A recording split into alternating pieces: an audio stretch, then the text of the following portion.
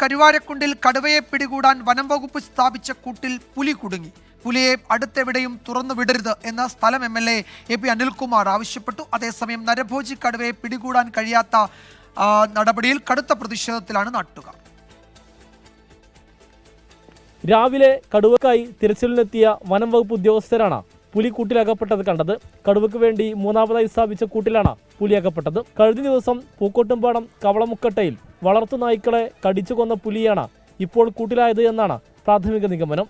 പുലിയെ എവിടെ തുറന്നു വിടുമെന്ന് അറിയണമെന്നാവശ്യപ്പെട്ട് നാട്ടുകാർ വനം വകുപ്പിന്റെ വാഹനം തടഞ്ഞു.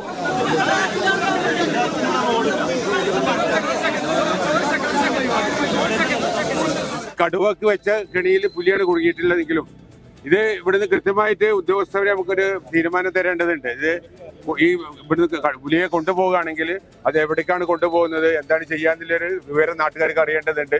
അത് തന്നെയാണ് പഞ്ചായത്ത് ഭരണസമിതിയുടെ അഭിപ്രായം.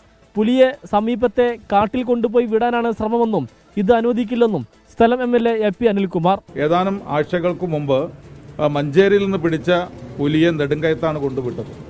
അപ്പോൾ ആ പുലിയാണോ ഇവിടെ വന്ന പുലിയെന്ന് അറിയില്ല. അപ്പോൾ അങ്ങനെയുള്ളൊരു സാഹചര്യം വനം വകുപ്പിന് ഇതൊക്കെ നന്നായിട്ട് അറിയുമ്പോഴും പിടിച്ച പുലിയെ വീണ്ടും തൊട്ടടുത്തുള്ള കാടുകളിൽ കൊണ്ടുവിടാനുള്ള തീരുമാനം വനം വകുപ്പ് ഉപേക്ഷിക്കണം.